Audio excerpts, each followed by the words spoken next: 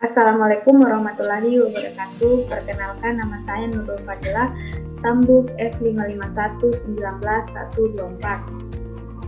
Saya merupakan seorang mahasiswi dari program studi Sistem Teknologi dari program dari jurusan Assalamualaikum warahmatullahi wabarakatuh. Perkenalkan, nama saya Nurul Fadilah, Stambuk F5519124. Saya merupakan mahasiswi dari jurusan Teknologi Informasi Prodi S1 Teknik Informatika, Fakultas Teknik Universitas Tadulako. Saya kelas A untuk mata kuliah Application Programming Interface atau disebut dengan API. Oke, pada kali ini saya akan menjelaskan mengenai beberapa penjelasan dari mata kuliah Application Programming Interface atau disebut dengan API. Di sini saya akan lebih mendalam menjelaskan mengenai API Gateway Microservice.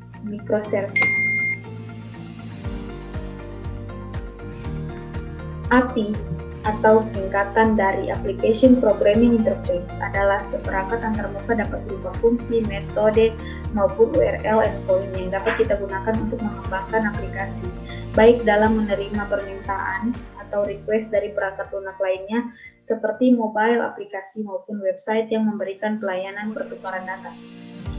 Dengan menggunakan API memungkinkan para developer untuk mengintegrasikan dan mengizinkan dua aplikasi yang berbeda dapat saling terhubung secara bersamaan. Tujuan dari API itu sendiri yaitu untuk mempercepat pembuatan suatu aplikasi karena developer tidak perlu lagi menulis kode program dari awal ataupun nol. API juga disediakan oleh sebuah platform untuk dapat mengakses fitur dari program tersebut. Salah satu contoh dari lintas platform yaitu API Twitter dan Facebook. Oke, di sini saya akan membahas mengenai fungsi-fungsi API. Jika Anda ingin menyelamatkan perambahan web untuk menampilkan satu atau beberapa halaman web, misalnya Anda tidak harus memprogram perambahan web Anda sendiri dari awal, hanya untuk aplikasi Anda dapat menggunakan WK Web View. API dapat menyematkan objek browser WebKit Safari di aplikasi Anda. Jadi, fungsi dari API ini sendiri yaitu untuk menyematkan objek browser WebKit Safari di aplikasi Anda.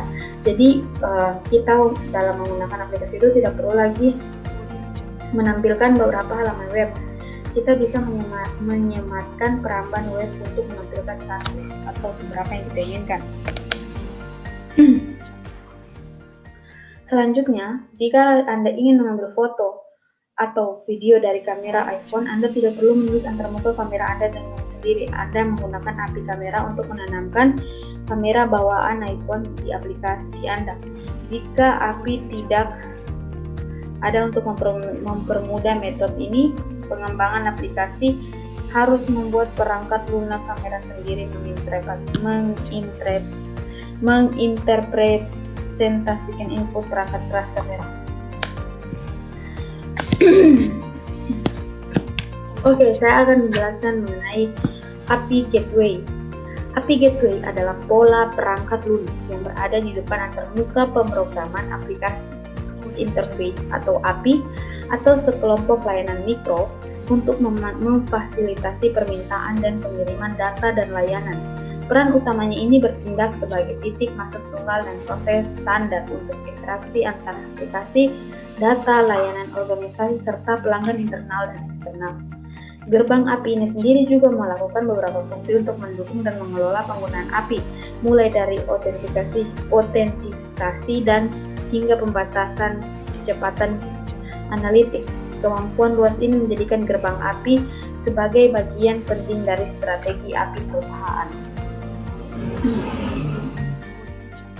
Ini merupakan kelebihan menggunakan API Gateway, yaitu lebih aman karena satu gerbang servis tidak perlu mengimplementasikan proses autentifikasi, cukup dilakukan di API Gateway.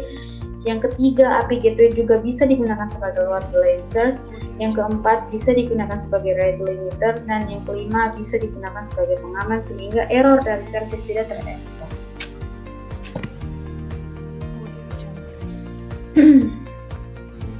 Oke, Application Programming Interface, Gateway, dan Microservice. API Gateway merupakan pemrograman yang ada di depan aplikasi programming interface yang sangat menangani terjemahan protokol. Pemrograman ini sangat berguna jika kalian dibuat dengan microservice menggunakan beberapa API yang berbeda. Contoh-contoh yang beredar di pasaran itu seperti Express Gateway Kong, TIG, API Umbrella, dan sebagainya. Dan dalam pengeksposan application programming interface microservice ini sendiri mempunyai beberapa masalah, yaitu semua service bisa diakses luas jika butuh autentifikasi harus diimplementasikan semua service dan menjadi rawan terjadinya kebocoran data. Jadi untuk penggunaan application programming interface microservice ini sedikit berbahaya karena mengakibatkan terjadinya kebocoran data. Oke, dari kekurangan yang dialami oleh microservice, ada juga beberapa kelebihannya, yaitu aplikasi scalable, secure, dan reliable.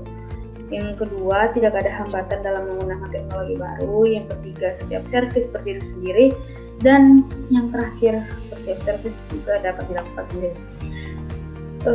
Terlebih dari kelebihan yang dimiliki, dari microservice ini sendiri juga mempunyai beberapa kekurangan, yaitu ketika satu entity pada database berubah, maka setiap entity yang sama di setiap database service harus diubah. Yang kedua, untuk beberapa kasus sulit untuk menerapkan perubahan service, jadi perlu perancangan yang matang.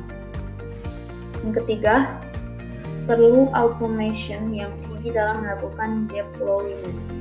Yang keempat, deployment yang kompleks, perlu konfigurasi untuk menjalani setiap service karena memiliki runtime yang berbeda, tidak seperti aplikasi monolitik, tinggal upload deploy beres.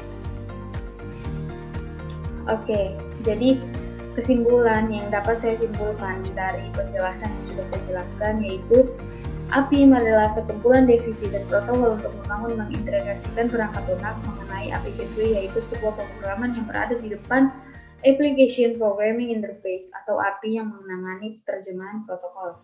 Dan microservice adalah sebuah pendekatan untuk mengembangkan aplikasi dari rangkaian service-service yang kecil. Oke, sekian penjelasan singkat dari saya mengenai Application Programming Interface, Gateway, dan microservice. Apabila ada kesalahan yang saya lakukan dalam ucapan, saya mohon maafkan. Wabillahi taufiq wal hidayah. Wassalamualaikum warahmatullahi wabarakatuh.